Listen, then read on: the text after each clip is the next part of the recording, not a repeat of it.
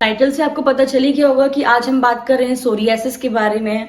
नमस्कार दोस्तों, मैं हूं doctor Khushboo Pandey, BHMS MD and research scholar. स्वागत करती हूं आप सभी का मेरे यूट्यूब चैनल पे। सोरियासिस एक ऐसी बीमारी है जिसका एलोपैथिक में या कन्वेंशनल ट्रीटमेंट में रिसर्चर्स के अकॉर्डिंग इसका क्योर प्रेजेंट नहीं है। सिर्फ जो सिम्टम्स हैं उनको मैनेज किया जा सकता है, और जिसके सिम्टम्स हैं एक बार रिलीफ मिल भी जाता है तो चांसेस रहती हैं कि कुछ साल बाद या कुछ ट्रिगर मिल जाए तो उससे वापस से रिकर हो सकता है। होम्योपैथिक में इसका ट्रीटमेंट है। सारे केसेस के लिए कंफर्म ट्रीटमेंट है ये नहीं कह सकते, बट हाँ काफी केसेस में अच्छे इंप्रूवमेंट मिलते हैं और कई बार काफी केसेस में वो एकदम क्योर भी हो जाता है। बट जो इसका कंप्लीट क्योर का सक्सेस रेट है वो बहुत कम है। जो सिम्टम्स होते हैं वो काफी हद तक मैनेज हो सकते हैं और होम्योपैथिक लेके आपको साइड इफेक्ट्स नहीं रहेंगे साथ में। चलिए वीडियो को आगे बढ़ाते हैं और जानते हैं सोरियासिस की कंप्लीट इन्फॉर्मेशन। वीडियो को आगे बढ़ाने से पहले चैनल को सब्सक्राइब करना ना भूलें।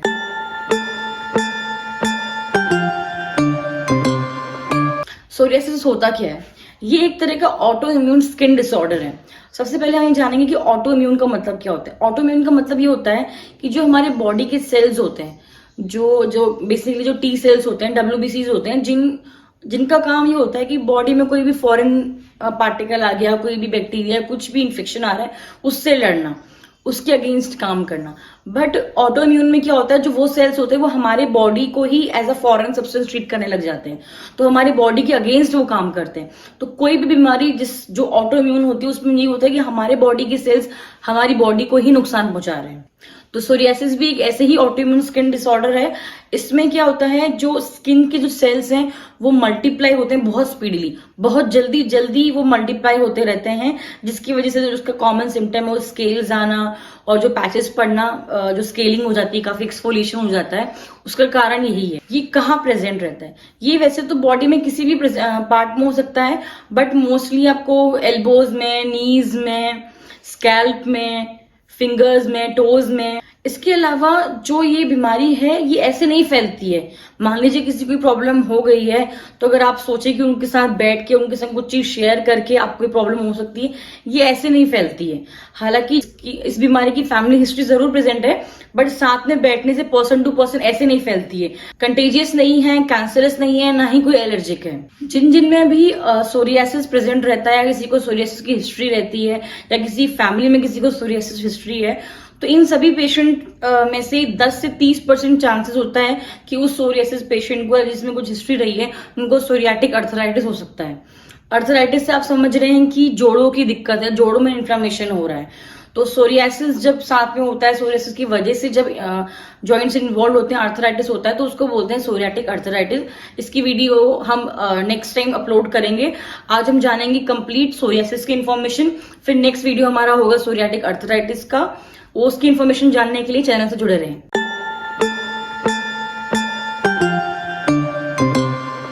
अब हम जानेंगे कि कारण क्या होता है। कि काफी लोग पूछते हैं कि सोरियासिस होता क्यों है।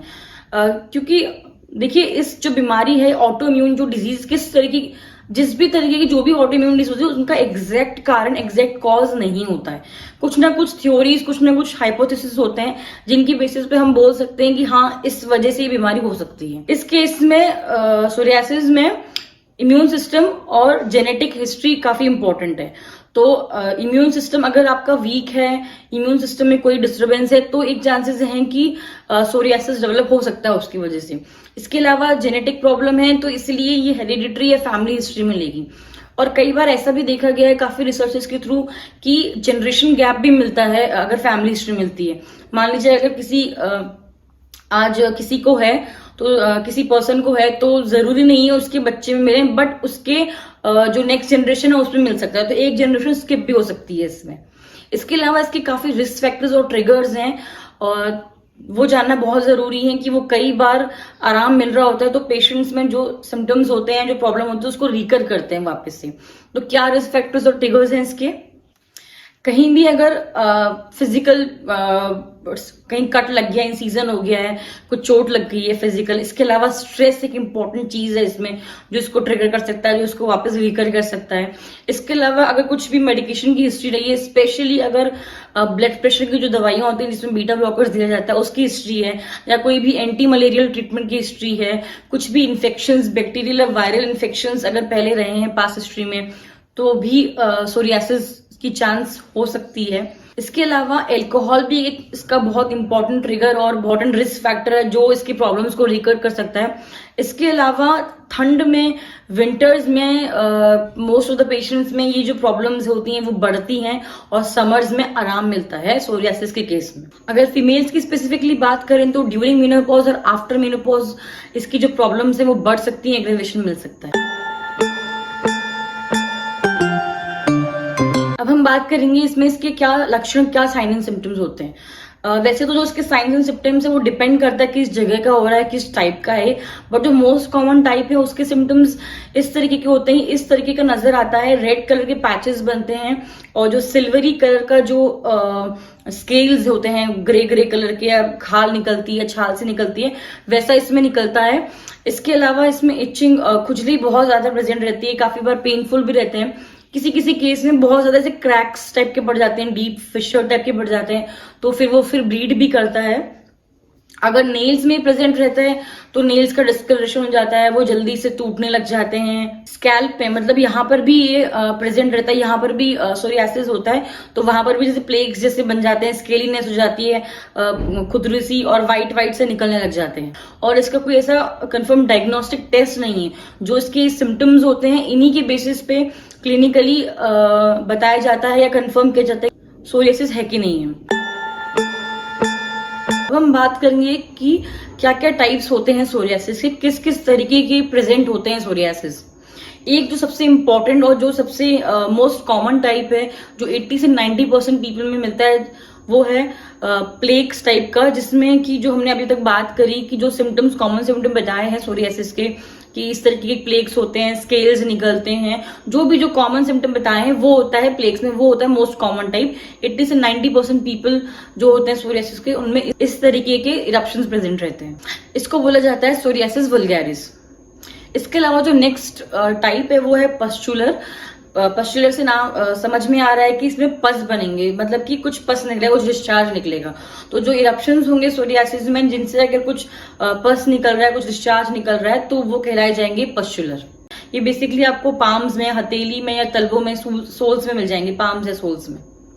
इसके अलावा जो नेक्स्ट टाइप है इसका वो है गटेड टाइप। ये बेसिकली ये देखा गया है कि जो ये वाला टाइप है ये मोस्टली चाइल्डहुड से, बचपन से स्टार्ट हो जाता है, और ये इसमें red small small tiny spots type के मिलते हैं, और ये उन केस में ज्यादा मिलता है जिसमें अगर हिस्ट्री रही है रेस्पिरेटरी इन्फेक्शंस की। कोई भी रेस्पिरेटरी इन्फेक्शन हो, टॉन्सिलाइटिस या कुछ भी हो, उनमें ज्यादा देखने को मिलता है गटेड टाइप। नेक्स्ट हमारा टाइप है इनवर्स टाइप, जिसको फ्लेक्सुरल सोरियासिस कहा जाता है। ये रेड ब्राइट शाइनिंग टाइप के इसमें इरप्शंस होते हैं। तो इसमें रेड ब्राइट शाइनिंग टाइप के इरप्शंस होते हैं। ये बेसिकली प्रेजेंट रहता है फ्लेक्सुरल, अगर इसका नाम है तो ये फोल्ड्स में मिलेगा आपको, जैसे कि इस पोर्शन में हो गया, कहीं भी स्किन फोल्ड्स हैं, या अंडर द ब्रेस्ट हो गया, स्किन फोल्ड में ज्यादा पाया जाता है ये। तो इसीलिए ये जो प्रॉब्लम है, अगर स्वेट से, पसीने से ये तकलीफ ज्यादा बढ़ती है, इसीलिए ये वाला टाइप वनरेबल बन जाता है फंगल इन्फेक्शन के लिए। ये वाले टाइप से फंगल इन्फेक्शन होने की चांसेस भी रहती है। नेक्स्ट जो टाइप है वो है इरिथ्रोडर्मिक। इरिथ्रो वर्ड से समझ में आ रहा है कुछ रेडनेस है बहुत ज्यादा, कुछ ब्लड सेल्स, आरबीसीज इन्वॉल्व है, तो इसमें बहुत ज्यादा फियरी रेड, एकदम डार्क रेड तरह के इरप्शंस होते हैं। और ये बेसिकली ये वाला टाइप तब होता है जब, जो स्टार्टिंग में हमने बात करी थी, जो प्लेक वाला होता है वो अगर अनस्टेबल है, वो ढंग से क्योर नहीं हो पा रहा है, उसका ट्रीटमेंट सही से नहीं हो पा रहा है, वो मैनेज नहीं हो रहा है, तो फिर वो इरिथ्रोडर्मिक में रिजल्ट करता है। और ये काफी थोड़ा सा सीवियर और रेयर टाइप है। ये थोड़ा सा क्रिटिकल वाला होता है, जिसमें साथ में कई बार फीवर भी प्रेजेंट हो सकता है। तो जो भी हमने रिस्क फैक्टर्स में जो ट्रिगर्स बताए हैं कि इनसे ये प्रॉब्लम हो सकती है, तो सबसे पहली जो चीज है ध्यान में रखने की, प्रिवेंट करने की, इन ट्रिगर्स को आप अवॉइड करें।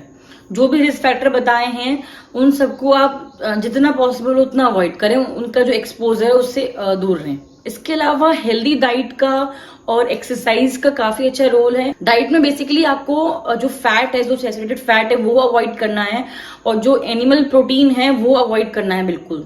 आप प्रोटीन्स जैसे कि ओमेगा 3 की जो कैप्सूल्स आती हैं, टैबलेट्स, वो यूज कर सकते हैं। इसके अलावा जो सोयाबीन्स हैं, जो बीन्स होते हैं, प्लांट्स में जो प्रोटीन है उसका सेवन आप कर सकते हैं, बट एनिमल प्रोटीन को आपको अवॉइड करना है। फ्लैक्स सीड्स का भी आप यूज कर सकते हैं, जो अलसी होती है। इसके अलावा जो एक इम्पॉर्टेंट चीज ध्यान में रखने की है कि जो आपके जो स्केल्स होते हैं या प्लेक्स बनते हैं तो उसको आप पिक ना करें, उसको आप निकालें ना बार बार। और जैसे स्पेशली सर्दियों में वार्म वाटर से नहाएं। नहाने के बाद या कभी ज्यादा ड्राइनेस होती है तो ढंग से मॉइस्चराइज करें बॉडी को जहां प्रॉब्लम है, या ऑयल लगाएं। सबसे बेस्ट जो होता है इसमें होता है कोकोनट ऑयल। आप डिफरेंट कॉस्मेटिक प्रोडक्ट लगाने की जगह आप कोकोनट ऑयल का यूज करेंगे, नारियल का तेल यूज करेंगे तो बहुत यूजफुल है। वो मॉइस्चराइज भी करेगा आपके इरप्शंस को, इसके अलावा जो इचिंग है उसको भी प्रिवेंट करेगा। अब आप जानना चाहेंगे कि मैं ये बोल रही हूँ कि इस बीमारी का क्योर प्रेजेंट नहीं है, तो फिर होम्योपैथिक मेडिसिन लेने का या होम्योपैथी का क्या फायदा, या होम्योपैथी लें तो क्यों लें। देखिए, इस बीमारी का कोई क्योर परमानेंट नहीं है कि परफेक्ट क्योर हो, बट होम्योपैथी में कुछ रिसर्चेस में कई केसेस में कई डॉक्टर्स के थ्रू या हम भी पेशेंट देते हैं, कई केस जो है क्योर भी हो जाते हैं। ऐसा नहीं कि सबके सब क्योर नहीं होते हैं या सबके सब क्योर हो जाते हैं। कुछ परसेंटेज जो है 2-4-5% जो केसेस हैं सोरियासिस के वो कंप्लीट क्योर हो जाते हैं कि उनमें रिकरेंस की चांसेस नहीं रहती हैं। होम्योपैथी जरूरी इसलिए है सोरियासिस के लिए, पहली चीज क्योंकि आपको जो दूसरी पैथीज है उसमें आपको स्टीरॉइड्स क्रीम, स्टीरॉइड्स ऑइंटमेंट्स वो दिए जाते हैं जो कि बहुत हार्मफुल है। तो आप सभी को पता है कि जो स्टीरॉइड्स हैं इसका कितना हार्मफुल इफेक्ट पड़ता है बॉडी में, स्पेशली किडनी पे। तो होम्योपैथी ट्रीटमेंट लेने से जो साइड इफेक्ट्स हैं, जो अनयूजुअल जो इफेक्ट्स आ रहे हैं बॉडी में हार्मफुल, वो प्रेजेंट नहीं रहेंगे। और इसके अलावा जो होम्योपैथिक ट्रीटमेंट होता है ऑटो इम्यून जो जैसी बीमारी जो सोरियासिस है, इसमें बेसिकली सबसे जो इनिशियल एम जो होता है वो बेसिकली यही रहता है कि सबसे पहले सिम्टम्स को मैनेज करना, कि जो पेशेंट इतनी तकलीफ में, इतनी सीवियर इचिंग है, पेनफुल जो भी हो रहा है उसको मैनेज करना। उसके बाद जो सेकेंड स्टेप होता है, मेन फोकस रहता है कि इम्यून सिस्टम पे काम करना, उसको बूस्ट अप करना, कि जो डिफेक्ट जहां आ रहा है इम्यून सिस्टम में जिसकी वजह से सोरियासिस रिजल्ट हो रहा है तो उसको ठीक करें, उस पर काम करें। अगर इम्यून सिस्टम ठीक हो जाएगा तो जो सोरियासिस जैसी बीमारी है, ऑटो इम्यून जो बीमारी है, वो अपने आप ठीक होने लगेगी। मेडिसिन बताने से पहले मैं आपको ये बताना चाहूंगी कि सोरियासिस अभी तक हम बात करें कि ऑटो इम्यून डिजीज है, ऑटो इम्यून स्किन डिसऑर्डर है। तो ऐसे केस में जो इतना क्रोनिक और कॉम्प्लिकेटेड हो जाता है कई बार, तो ऐसे केस में बहुत जरूरी है कि डॉक्टर से कंसल्ट करके ही ट्रीटमेंट लें। या तो अपने नियर बाई होम्योपैथी डॉक्टर से विजिट करें, या हमसे ऑनलाइन कंसल्टेशन लेने के लिए आप इस नंबर पे व्हाट्सएप करें अपनी डिटेल्स। आपसे सारी चीजें पूछी जाएंगी, क्योंकि जरूरी है कि पेशेंट से सारी चीजें पूछी जाएं, एक एक सिम्टम पूछा जाए, उसके अकॉर्डिंग ही दवाई बताई जाए, क्योंकि हर एक सिम्टम पे, हर एक मोडालिटी पे दवाइयां चेंज होती हैं। तो यहाँ जो मेडिसिन बताई जा रही हैं आप इनको यूज करें। अगर आपको लगता है कि आपको एग्जैक्टली वैसे ही सिम्टम्स आप यूज करें, लिमिटेड अमाउंट में यूज करें, बट कंप्लीट ट्रीटमेंट के लिए आप किसी डॉक्टर से कंसल्ट जरूर करें।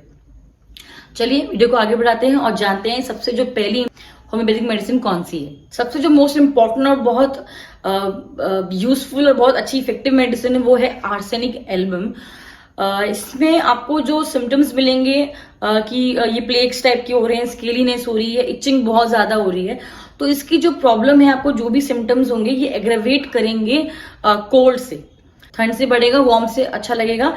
इसके अलावा जो ये सिम्टम्स होते हैं ये रात को मिडनाइट अराउंड 12 इसका एग्रेवेशन रहता है, अराउंड 12 ये सिम्टम्स बढ़ सकते हैं। ये सिम्टम्स इतने ज्यादा परेशान करेंगे कि बहुत ज्यादा रेस्टलेसनेस रहेगी आपको, मेंटली भी, इंटरनल रेस्टलेसनेस भी रहेगी और साथ में फिजिकल रेस्टलेसनेस भी रहेगी, बेचैनी काफी रहेगी। इसके अलावा इसके सिम्टम्स में आपको पीरियोडिसिटी भी मिल सकती है कि अगर एक टाइम पे हो रहा है तो अगले दिन भी उसी टाइम पे हो, या कुछ टाइम बाद जब भी हो, एक पैटर्न भी मिल सकता है आर्सेनिक के केस में। नेक्स्ट इंपॉर्टेंट मेडिसिन है सोरियासिस के लिए, वो है ग्रिफाइटिस। ग्रिफाइटिस अपने आप में ही उस केस के लिए या उस कोई भी इरप्शंस के लिए इंपॉर्टेंट है जहां पे आपको क्रैक्स काफी मिल रहे हैं, डीप फिशर टाइप का मिल रहा है और कुछ स्टिकिंग सा डिस्चार्ज मिल रहा है। कहीं भी किसी भी तरह के इरप्शंस हो, और स्पेशली हम अभी सोरियासिस की बात कर रहे हैं, तो अगर बहुत स्टिकी सा, चिपचिपा सा अगर डिस्चार्ज निकल रहा है इरप्शंस में, तो ऐसे केस में ग्रेफाइटिस बहुत यूजफुल है। इसके अलावा अगर नेल्स का सोरियासिस आपको मिल रहा है तो उसके लिए भी ग्रेफाइटिस बहुत इंपॉर्टेंट और यूजफुल है। इसमें वही डिस्कलरेशन हो जाएगा, जो टूटे रहेंगे, बहुत क्रम्बलिंग से मिलेगी, ब्रिटल से इजीली ब्रेकअप हो जाएंगे जो नेल्स है और डिटैच हो जाएंगे अपनी जगह से। और ग्रेफाइटिस सिर्फ नेल्स या नॉर्मल उसके लिए नहीं, जो स्कैल्प का सोरियासिस है उसके लिए भी काफी इंपॉर्टेंट है। नेक्स्ट मेडिसिन है आर्स आयोड। आर्स आयोड उस केस में यूजफुल है जहां बहुत बड़े बड़े लार्ज प्लेक से एक्सफोलिएशन टाइप की मिलती है, जो स्केलिंग है काफी लार्ज मिलती है।